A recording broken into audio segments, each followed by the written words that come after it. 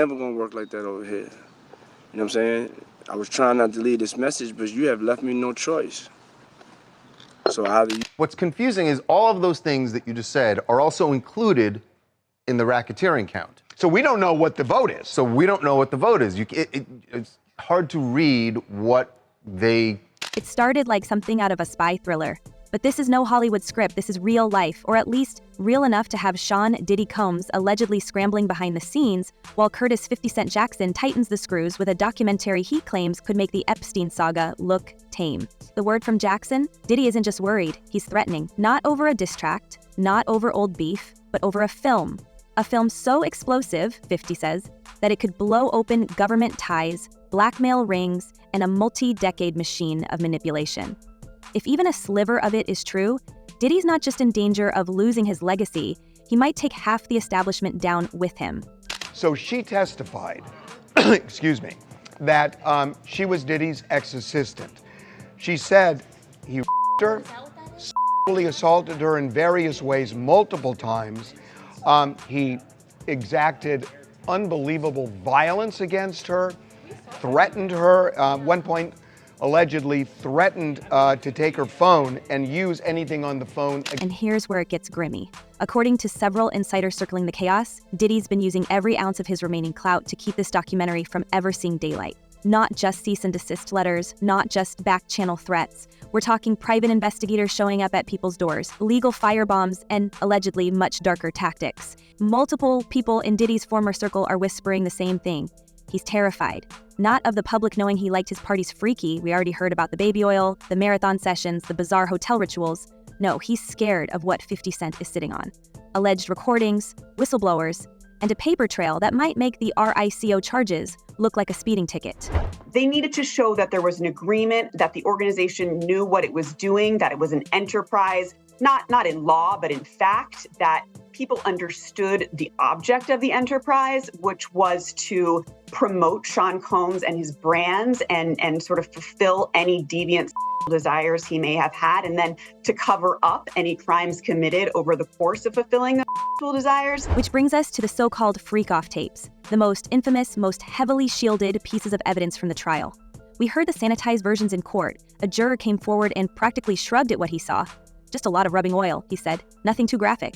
But that's not what the FBI agents are rumored to have seen during the raids on Diddy's LA and Miami compounds. That's not what investigators reportedly described in hushed tones.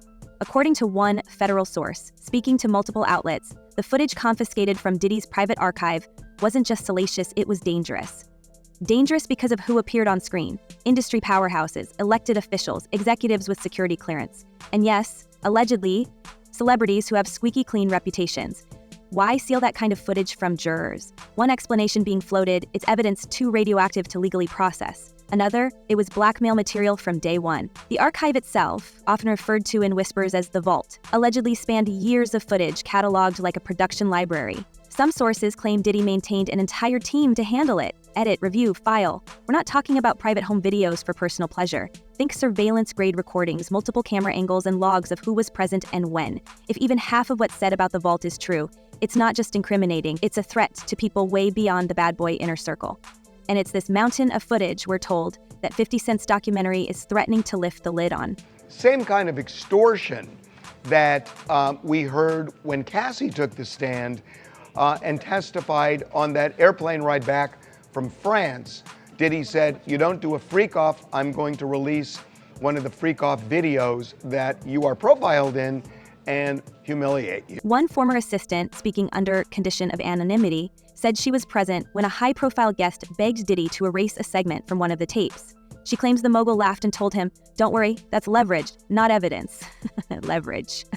That word keeps coming up, and it casts an entirely new light on why so many lawsuits have vanished, why so many allegations have ended in quiet settlements, and why certain names seem untouchable even as the accusations pile up. Now zoom in on the court case. Despite a wave of civil suits and 2 criminal convictions, Diddy walked away cleared of the most devastating charges: racketeering and trafficking. How? That's still being debated, but one juror's comments raised more eyebrows than answers. There was always a little bit of doubt, he said, and then admitted he found one of the key witnesses not credible. Strange, considering the government brought 34 witnesses and called out a decade-long pattern of coercion and violence. Stranger still when you consider that some of the most damaging stories, from alleged kidnappings to cash payments for silence, never even made it into evidence. This is the flight where Diddy said to her, Showed her she the video. testified Showed her the that freakoff video. he showed her a video of a freak-off that she participated in and said, if you don't participate in another freak-off when we get to New York, I'm gonna put this video out. I'm gonna send it to your mother. And that's coercion. She testified if it's true. to that. If the jury if they believe her, yeah. that's coercion. That's where another shadowy piece of this puzzle slides into place. The so-called witness silencing fund. It sounds like a made-for-streaming invention, but multiple financial investigators say the existence of offshore accounts tied to Diddy isn't just speculation. It's trackable. The transactions, according to 2 whistleblowers, suggest that hush payments were doled out to individuals just before they were set to testify or disappear. One name repeatedly floated is Christina Koram, an insider from Diddy's LA entourage who was allegedly prepared to testify about a freak-off that spiraled into violence. She vanished from the narrative with no public explanation. Her deposition was never heard. Her name never crossed the lips of a prosecutor. One former road manager claims Koram had received a high 6-figure sum from a Cayman-based holding company connected to a Combs-adjacent trust. He stopped short of calling it a bribe. Maybe she was just paid for her silence. That doesn't make it a crime, just makes it ugly, he said. Ugly is putting it lightly. When you stack up the missing witnesses, the redacted footage, the sealed documents, and now this documentary breathing down Diddy's neck, it starts to look less like a courtroom drama and more like a shadow war between rival power networks. Continue to engage in all these freak-offs with him, and he sounds really pissed off. Hey, I really don't know what's going on with you, but I just want to just give you a heads up that I'm about to really disappear on you. You feel me? I'm not going to be playing these games with you at all, at all. So I don't know, you think you silent treating me, and you think I'm going to be, nah, you'll have a rude awakening. And 50 Cent? He's not backing down. Not only is he pushing full steam ahead with the docuseries, Netflix is already deep in post-production, but he's using every interview, every meme, every slide post to needle Diddy in public. This is going to break records, he teased. He's not just swinging at a rival, he's swinging at a house of cards. Because if what he says is true, this isn't about just Diddy anymore. It's about who helped him, who protected him, who used him, and what happens if all of that finally comes out. And now the spotlight swings back to 50 Cent, the one man who might have seen the storm coming long before the rest of us caught a whiff of baby oil in the courtroom air. For years, he's been dropping bombs in plain sight, at concerts, on podcasts, through interviews, and of course across every inch of his social media empire. What once looked like trolling suddenly feels more like a coded warning, one the industry brushed off as just another feud. He mocked the infamous parties, warned about Diddy's dual-handed hugs, and practically screamed, "This ain't my kind of scene," from the rooftops. When asked why he never showed up to the all-white mansion bashes or LA pool blowouts, he made it clear, those weren't parties, those were operations. And he didn't want his name anywhere near them. Don't trust nobody. In Hollywood, specifically, when you get there, a lot of people don't know how to say no. That's the difference between New York City and California. Now that the vault is cracking open, those jokes hit differently. His 1,000 bottles of lube punchline turned out to be chillingly accurate, literally seized by federal agents during the raids. And while most of us chuckled or winced at the time, 50's been earnestly solemn beneath it all. He's been keeping receipts, studying patterns, and allegedly lining up insiders who knew how the machine worked. The Netflix doc doesn't get greenlit on vibes alone. From what insiders are saying, this series is poised to reveal timelines, transactions, testimonies, connecting dots the courtroom never touched. And more importantly, it'll expose who else knew, because no one builds a decades-long enterprise of coercion without a support system. Let's not forget, 50 Cent's empire isn't just music anymore. He's a media architect now, running productions that make headlines on their own. And when someone like him pours energy into a documentary like this, after years of public jabs and private warnings, you better believe he's not bluffing. This isn't just about taking down Diddy. This is about pulling the curtain back on a system that's protected him for far too long. Whether you think 50 is a hero or just a relentless instigator, one thing's certain, he saw the darkness behind the velvet rope, and now he's daring the rest of us to look too. It's probably leaning towards guilt. Now, on the racketeering, I agree with you that the predicate acts may be found, but that's not all they need. There's an ultimate question. The first question on the jury verdict form is, do you find him guilty or not guilty of racketeering? Before you even get to the predicate acts, which you only get to if you find guilt, they could just be hung up on that question and say, this guy's not Tony Soprano. I am not convinced that I even want to find guilt. Meanwhile, inside the courtroom, the cracks were showing, subtle but undeniable. When alternate juror George spoke out after the verdict, the language was loaded. "I understand," he said, a strange phrase, not "I agree." Not "I support it," just "I understand." Then came the real eyebrow raiser. There was always a little bit of doubt. Coming from a man who sat through weeks of graphic evidence, witness breakdowns, and federal arguments, that doubt feels weighty. He didn't deny what the women said. He didn't dismiss the footage. But he did admit the jury struggled to fully buy into the government's narrative. Why? Was it the evidence? Or was it the pressure? The unspoken gravity of putting one of hip-hop's untouchables behind bars for life. From inside the courtroom to the whispers outside it, there's one theory that refuses to fade, one that suggests Diddy's defense team wasn't just playing defense. Some legal analysts and former insiders believe his lawyers ran what's being quietly called a Trojan horse strategy, injecting just enough misinformation, character attacks, and conflicting timelines to confuse the narrative and fracture juror confidence. It's not about disproving everything, it's about blurring the line between fact and fabrication just enough to make the truth feel out of reach.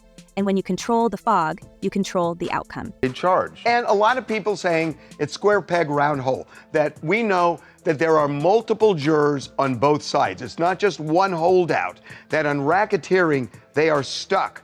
But they have reached a decision on trafficking as it results with Like the way several key witnesses were cross-examined. The defense didn't outright refute all of their stories. Instead, they focused on peripheral inconsistencies, text messages taken out of context, or gaps in memory. By hammering away at those weak points, they didn't need to disprove the entire testimony. They only needed to inject the idea that maybe, just maybe, some of it wasn't accurate. For jurors already overwhelmed with disturbing content and emotionally heavy stories, that seed of doubt may have been all it took.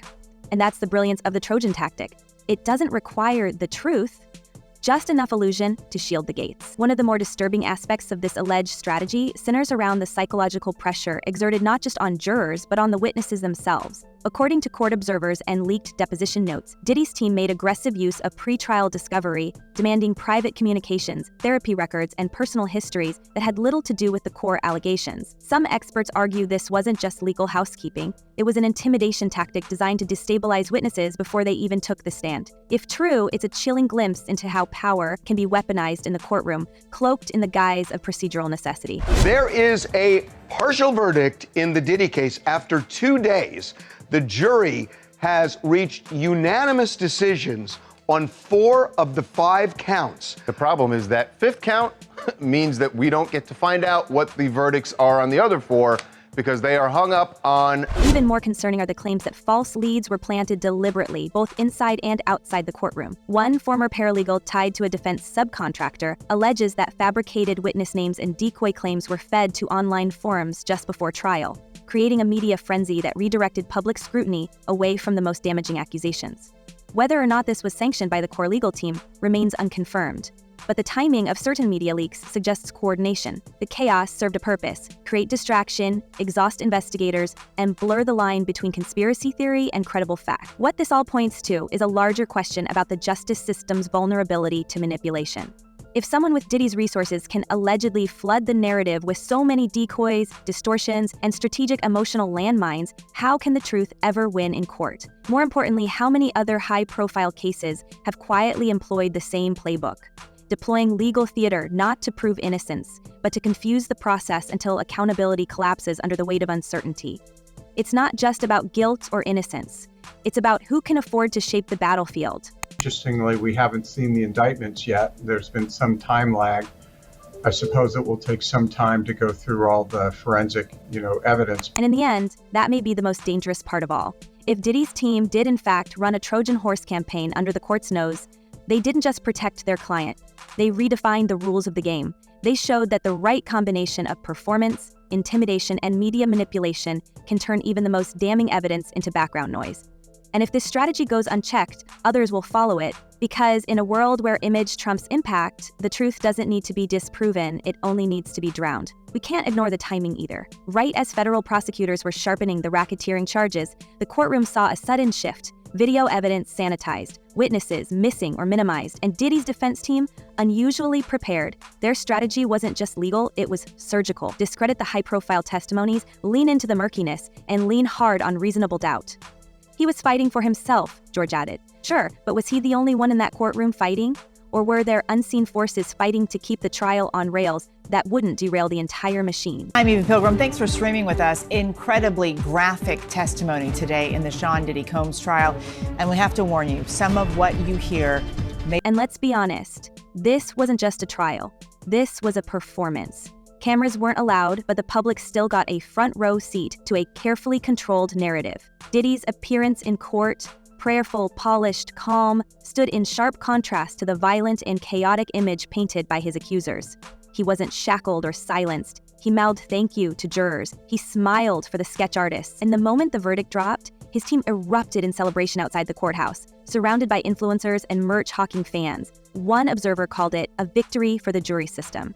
Others called it a slap in the face to the entire Me Too movement. But while Diddy's legal team popped figurative confetti, there's a deeper tension bubbling beneath the surface. Civil suits are still coming. New names are being added weekly, and if 50's documentary truly does what he promises, if it lays bare the blackmail, the surveillance, the hush payments, it could flip the courtroom narrative on its head, especially if it touches the topic no one in court dared to say aloud: influence, not just the flashy kind that gets you into clubs, the kind that controls headlines, shapes verdicts, silences voices. Continue to pull out. And telling people who the sponsors are. So if they want to harass Cadillac and AT&T, that'll happen. And that brings us back to the threats. According to 50 Cent, Diddy's not taking this documentary lightly. The warning shots have allegedly been fired through lawyers, through intermediaries, even through veiled messages passed to business associates. It's not just about blocking a release date, it's about silencing a bomb that's already ticking. And if the rumors about the Witness Silencing Fund are true, this isn't just another celebrity spat. This is a calculated attempt to keep power from slipping through trembling fingers. Because once the public sees who else is connected, who helped, who knew, who turned a blind eye, it won't be just Diddy facing questions. Industry veterans are already whispering that high-ranking execs have started scrubbing old affiliations. Some are hiring crisis teams, quietly backing out of ventures once tied to the bad boy legacy. And there's a chilling theory going around that the real fear isn't even criminal prosecution, it's exposure. The idea that public trust, billion-dollar brands, even political careers could implode if their ties to Diddy's hidden archive are made public. One former producer called it the nuclear option, and 50 Cent? He's got his finger on the button. And I'm gonna tell you why 50 is literally is a diabolical genius. And he's So now we ask, what happens if this documentary drops before sentencing day? What happens if the footage goes viral, if viewers see what jurors didn't? Will prosecutors be forced to refile? Will victims come forward again?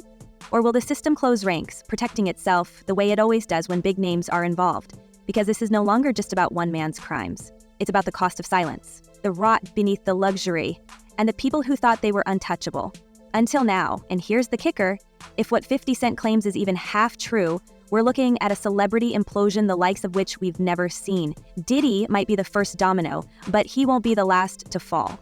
So the only question left is, who else is about to be exposed? Whose career won't survive the premiere of Diddy Do It? Leave us your thoughts in the comments. Do you think 50 is blowing smoke, or is he the only one brave enough to burn it all down?